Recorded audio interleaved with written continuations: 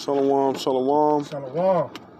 First and foremost, we love to give our glory, honor, and praises to Yahweh, Ba'ashem, Ba'ashem, Rechak, double honors to our apostles and elders of Great Millstone who were well within this ministry and taught us this Amath, which is the truth. Peace, love, and salutations to the hopeful elect that preach this truth of four corners of the globe, risking their lives and freedom to do so. Shalom, shalom. And this is a pre-camp in transit lesson. Lord willing, be edifying and exhorting to those who can receive it, and the brother and the Akim of the body. Second Esdras, chapter 6. On the top. Alright, start at the top. It say, Second Esdras 6 and 1. And he said unto me in the beginning, when the earth was made, before the borders of the world stood. Now you see it says in the beginning. So we talking about in the beginning of what? In the beginning of creation. It says when the earth was made, before the borders of the world stood. So this is before the creation.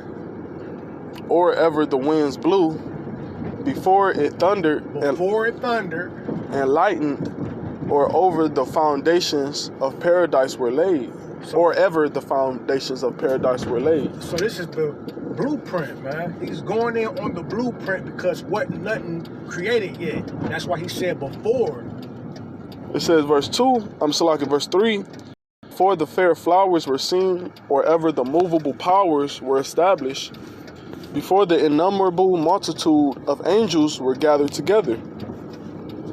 It says verse 4, or ever the heights of the air were lifted up, before the measures of the firmament were named, or into Genesis, or ever the chimneys in Zion were hot. Verse 5, it says, and are the present the present years were sought out, and or ever the inventions of them that now, before they were sealed, that have gathered faith for a treasure. Talk about the elect.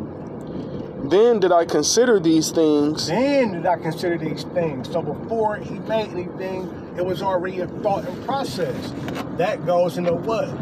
Luke, when it talks about counting the costs and a builder, you feel me, having a blueprint. We're talking about the master builder, man, Yahweh Ba'ashem, Yahweh Shai. So he gave you all the scenarios about before this was laid, before the angel was made, before people were made, before the firmament was made. Then I thought about these things. It says, verse 6, then did I consider these things, and they all were made through me alone, and through none other. By me also they said they shall be ended. So he thought about the beginning and the ending before he built it, man. You feel me? Before this, before that, then did I think about these things, read? It says, verse 6, then did I consider these things, and they all were made through me alone, and through none other. By me also they shall be ended, and by none other. So that's how you know everything is prophetic. Everything. Because before he made the earth, he thought about destroying the earth. Before he made people, he told, I think it was Isaiah, he said, I formed thee, I knew thee, and made thee a prophet. So everything is like down to a science when you dealing with Yahweh Ba'ashem, Yahweh Shai. It says, verse 7, then answered I and said, what shall be the parting asunder of the times, or when shall be the end of the first, and the beginning of it that followeth? Like I just said, man, everything is going into prophecy, because this is prophecy. He is asking, when will the kingdom be transferred to Israel? When will the end of this first kingdom be put down, and then the start of our kingdom established? I got a quick precept. Salakia. Trying to exit it. Okay. Oh, yeah. I'm going to just keep reading because it's starting to tweak out a little bit. And if you want, you can read it out of your scriptures. Okay. Okay, come on. Yeah, I'm just keep reading. It say 2 Ezra 6 and 8. And he said unto me, from Abraham unto Isaac, when Jacob and Esau were born of him, Jacob's hand held first the heel of Esau. Going into what, man? That's prophetic of the so-called Negro, Latino, Native and Seminole Indian pulling the so-called white man out of power, because Esau has rulership and dominion of the earth, but it was supposed to be the other way around. Jacob is the true rulers of this earth, man, because we were gave the laws, the statutes, and the commandments to govern the earth, to govern the people, and it always been a chosen line since Adam.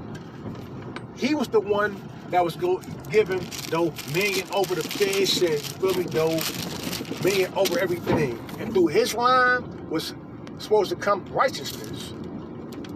Khan says, verse 9, for Esau is the end of the world, and Jacob is the beginning of it that followeth. But how is that possible if Esau's the end of the world? I thought that's just the end of everything. It says, but Jacob is the beginning of it that followeth, because it goes into rulership, man. Mm-hmm. One has rulership now, but guess what? The next is coming up. We got next, the so-called Negro, Latino, Native and Seminole Indian, the ones that this world looks down on and causes bywords and spicks and niggas, and it's always a wise saying, put something, you want to hide something from a nigga, put it in the book. You know what I mean? Niggas love chicken and watermelon, all them stereotypes. Watermelon, yeah. Stereotypes. But guess what, man? We God's chosen people, man. I got a quick precept. This Matthew chapter 24, verse 3. And as he sat upon the Mount of Olives, the disciples came unto him privately, saying, tell us what shall these things be? Now, don't you see the repetition in this thing? Ezra just went into the same thing. Now, Matthew is saying the same thing. After that, get Acts 1 and 6. Con. It says, and what shall be the sign of thy coming? What should be the sign of thy coming, man? Mm-hmm. And the end of the world. That's the same thing as when is the end of this shit, the end of this rulership, not the end of all humanity and the end of life, the end of this man's rulership, man. Because I think it was the Romans that was in the power seat, man. Yeah, con. And when you go into this word world, it's going to say eon, right? Which is a time period or age. Letting you know that's not talking about the physical world, all right?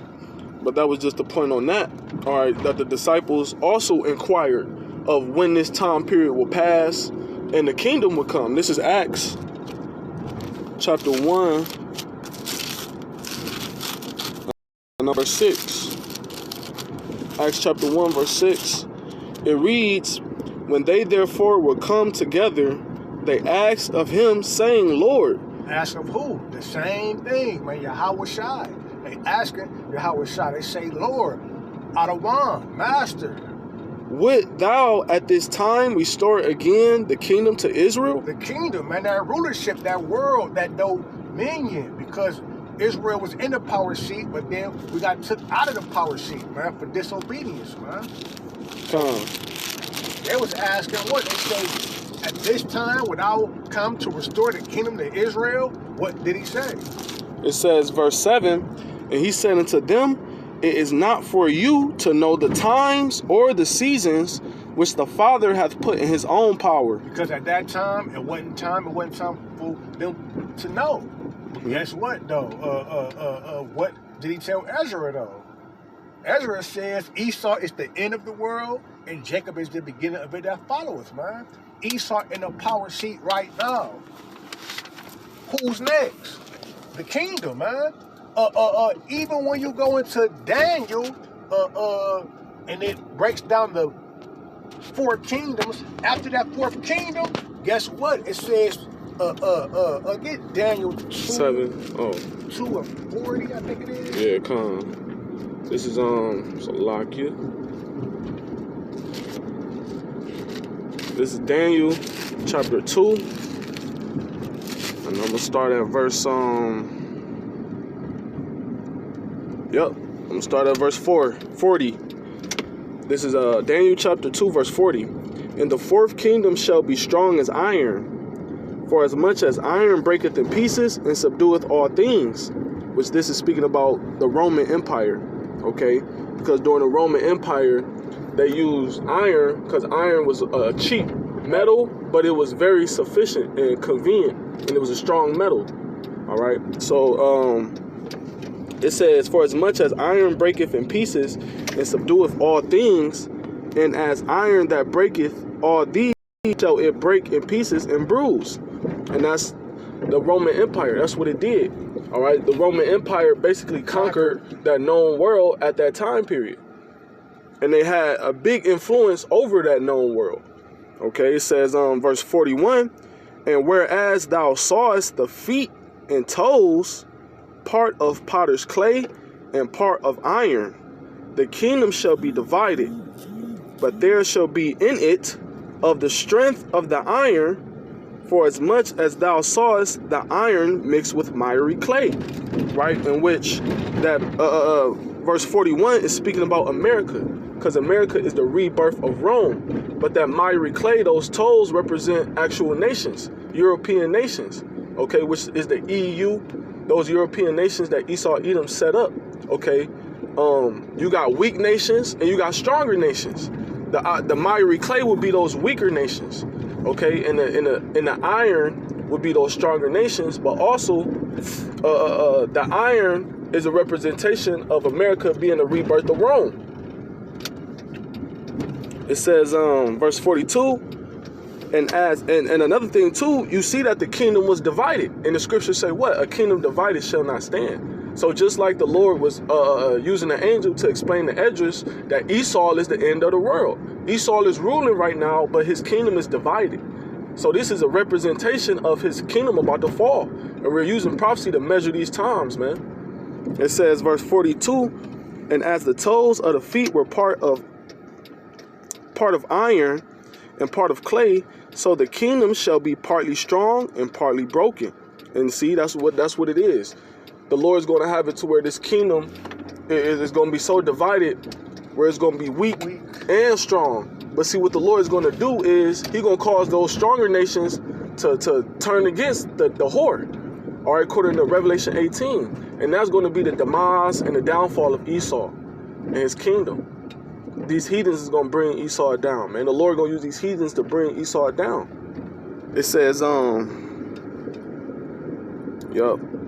verse 43, and whereas thou sawest iron mixed with miry clay, they shall mingle themselves with the seed of men, but they shall not cleave one to another, even as iron is not mixed with clay.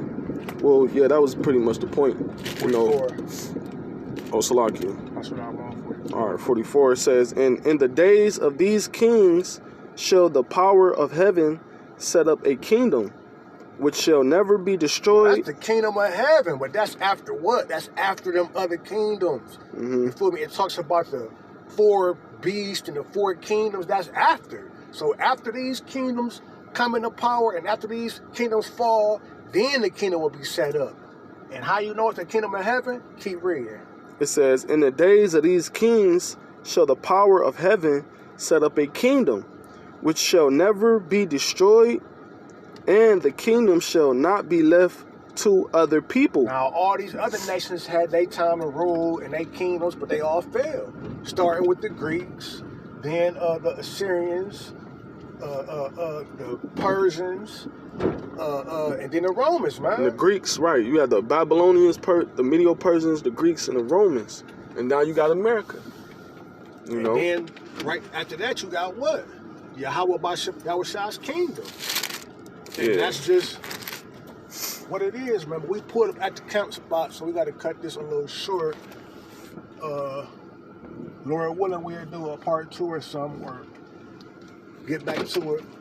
But with that, we're going to give all our praises, all our honor, and all glory to Yahweh, Ba'ashem, Yahweh Shai, Ba'ashem, Rechak Wadash. Double honor to the elders. Peace, love, and blessing to you. Beautiful Akim. Shalom. Shalom.